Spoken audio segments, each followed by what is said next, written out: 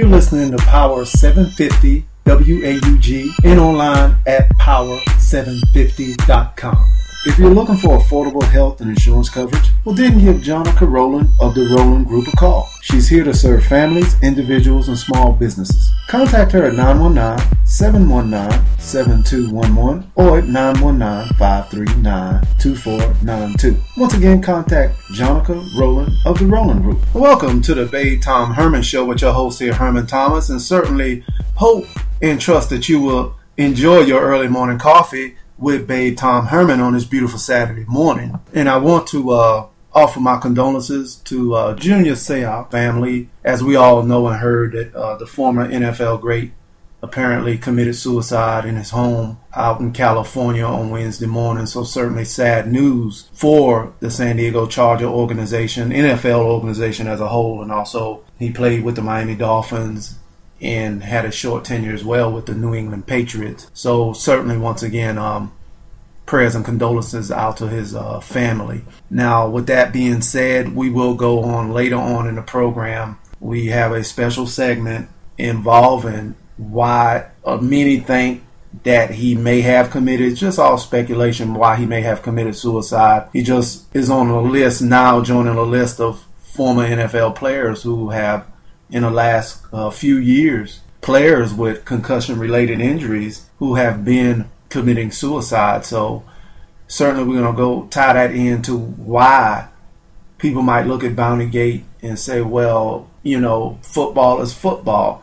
But when you start paying players or giving them some kind of incentive to hit another player hard on purpose to possibly injure the player long-term or to get them out the game, whatever way, you have no way of controlling what happens once. It's like a bullet. Once a bullet leaves a gun, you have no way of controlling, especially if the wind's blowing, where that bullet may stray and go to. And certainly when you're going out to intentionally hurt someone, you don't know the severity of the injury that may occur from your violent hit towards that player or players. So that's why I'm going to go into a segment of the program of why you should and why the NFL commissioner, Roger Goodell, is taking it so seriously with Bountygate involving the New Orleans Saints in the past 3 years. So more on that to come. But currently, let's go over what's going on in the NBA.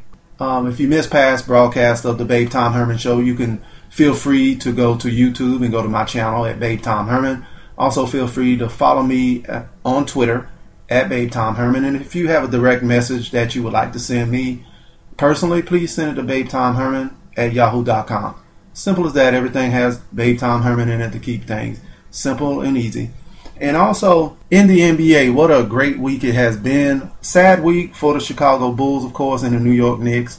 Chicago Bulls, of course, lost Derrick Rose for the rest of the playoffs due to a torn ACL. Whether Rose played or not in this first series against the Philadelphia 76ers, I think the 76ers is a team, and is currently a team giving them problems at this time, of course, without Rose. You know, basketball is a game of matchups, and this was a good number 1 seed and 8 seed matchup. So either way, I looked for probably the 76ers to give this game 6 or 7, possibly 7 games.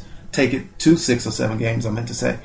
But anyway, it looks like they're going to be without the services of their the reigning MVP, Derrick Rose, for the rest of this playoff season, and we don't know how long he'll be out for next season. Certainly he won't be back by the preseason, the NBA preseason.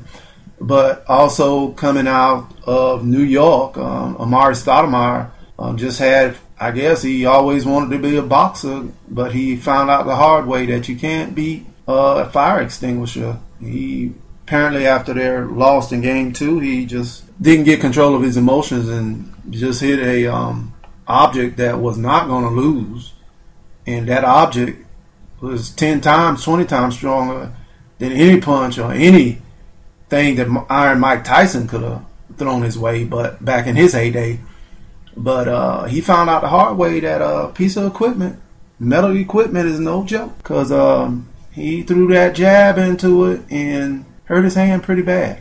It required season-ending surgery. So it's just going to be interesting to see what comes out of New York, because there's been speculations that during the off season that the Knicks are gonna probably get rid of one of the two. One of the two sharpshooters or shooters, shooter lovers. Let me rephrase that, not sharpshooters, but shooter lovers, shooter hungry, whatever you want to call them. Amari Stoudemire, and of course Carmelo Anthony. Those two, it's been rumored, and it's probably true, that the Knicks are looking to get rid of one of the two. So we don't know which one, but probably since one just had a fetish with boxing and lost that battle and got hurt, I think they're probably going to get rid of him. You know, I'm just speculating, of course. Like I said, I hate speculation, but I think, you know, it won't take a rocket scientist to see which one of the two. Now that one has decided that he wanted to become a boxer, should have done some shadow boxing. I mean, my goodness, I remember when I took some stress-related class, you know, how to handle stress classes. You know, they gave us the little squeeze ball, you know, this little ball to squeeze. I mean, he didn't have one in his locker room. He just decided, ooh, I'm gonna go tag this fire extinguisher over here, man. I can beat him. But he found out the hard way. What my grandma used to tell me, a hard head will cause you a world of problems. And in this case, it's caused him a lot of problems. The last thing he needed to do was go out there and decide that, oh, guess what today? I'm going to hit me a fire extinguisher, guys. I certainly hope him and Derrick Rose, on a most serious note, certainly wish both of them a speedy recovery, especially Derrick Rose. The young man experienced a lot of injuries this year, a lot of injuries. And not just him, a lot of players suffered a lot of leg, whether it was torn ACLs, Achilles, something leg related. When you play 66 games within 123 days, I think that's what reports were saying, this NBA strike shortened season, 123 days to play 66 games. Was that back in the late 90s, in the last work stoppage with the NBA?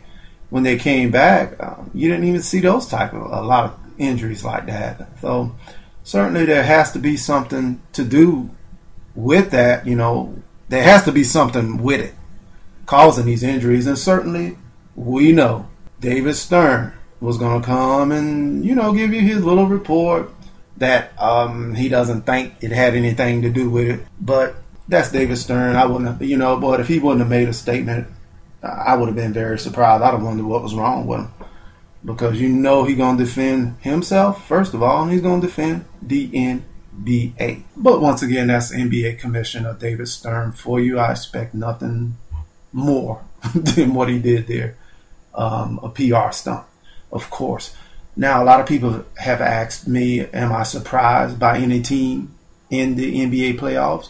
Yes, I'm very surprised with the play of the Dallas Mavericks, the reigning NBA champions. I'm very surprised that they have been making a pretty good series of this, even though they're down 0-2 to OKC. But OKC didn't blow them out. I thought that they were just going to, be at their mercy. But, especially in game one, had they not worn out, the age started showing, they would have beaten OKC. And I just wonder, by OKC being a young team, the mindset of them if they would have lost game one. So they escaped game one and, of course, won game two by a slight margin too, small margin. So the play of the Dallas Mavericks very much is surprising me. Also, I'm not at all surprised at all with the Lakers-Denver series going pretty much that way. I expect when it goes to Denver, Denver will be a handful with the Mountain playing up in Denver can be very difficult to a team that is, doesn't have the bench that a lot of other teams may have. Certainly with Ron Artest out, I refuse to call him Meta World Peace anymore. I'm going back to his name his mama gave him, Ron Artest. Especially with him not in the lineup at this time. I think Denver's going to give him a little struggle on their home court in Denver, of course. No surprise with the Heat, Knicks. Without Amari, without, they're not going to win. The Knicks are not going to win that series. Maybe lucky to get one game in. But other than that, no major surprises. To me, this is the NBA title is the Miami Heat's to lose. I don't like the Heat. Not particularly a big fan of the ringless king, but this may be the year he puts a ring on his finger, an NBA ring, and a lot of people are going to say, well, let's put an asterisk beside it. I don't care if you win one in a strike-shortened season or not. You know, a lot of people say the Spurs won the last time there was a strike. The Spurs won the NBA title. A lot of people said it wasn't a real title. I remember Shaquille O'Neal, when he was with the Lakers, picked at the Spurs about that. But a title's a title. Whether you win it with a 82-game season or 66-game season, you win it. You win it. You're in it to win it. So it counts. If that's the case, then they wouldn't have had a season this season. There's going to be a champion. And whoever wins it, even with this strike-shortened season, deserves it. Whatever team wins. But right now, it's the Miami Heat's to lose. And also, to keep updated with the NBA and your favorite team, whoever your team is, you can go to NBA.com. Also, the National Hockey League is currently in the midst of their playoff season, postseason. So, in postseason play, rather. You can keep updated with your favorite NHL team at NHL.com. Also, your Major League Baseball team, MLB.com. That's MaryLarryBob.com. Also, locally, minor league system with the Tampa Bay Devil Rays farm system, the Durham Bulls, who are currently just starting this season out real slow.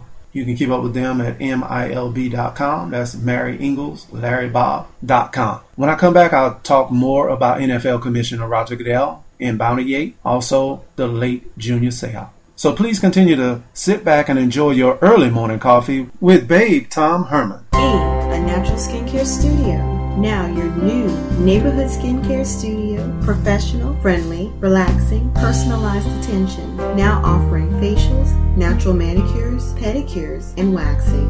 Come check us out at 711 Iredell Street, Suite 3A, Durham, North Carolina, 27707. Give us a call at 919-416-1490 or check us out on our website at www.misseajbeauty.com. It makes it easier to bear.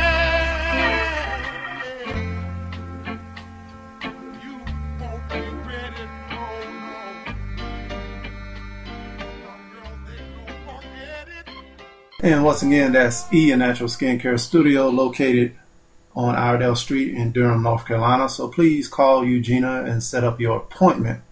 Now, before the break, we talked about the Roger Goodell Bounty Gate, him really laying down the law, not just on players this time, but on the top administrators, owners, NFL clubs, New Orleans Saints, of course, no big secret. But he laid the law down to them, and rightfully so. Many people think that he's being too harsh. I think not, especially with what's going on the past few years with the number of former NFL players that are committing suicide. The number of athletes, football players in particular, is definitely alarming and definitely putting a lot of people on notice. Now, Seau reportedly committing suicide, of course. Now, he's on a list of former NFL players that committed suicide. That include Andre Waters of the Philadelphia Eagles, Terry Long of the Pittsburgh Steelers. I remember Terry Long very well when I was like in the 9th or 10th grade back in the early 80s. I remember Terry Long at East Carolina over in Greenville. Many considered him probably the strongest person in college football at the time, offensive lineman. And then when he went to the pros, the NFL, of course, he was definitely considered one of the strongest players, if not the strongest player in the NFL.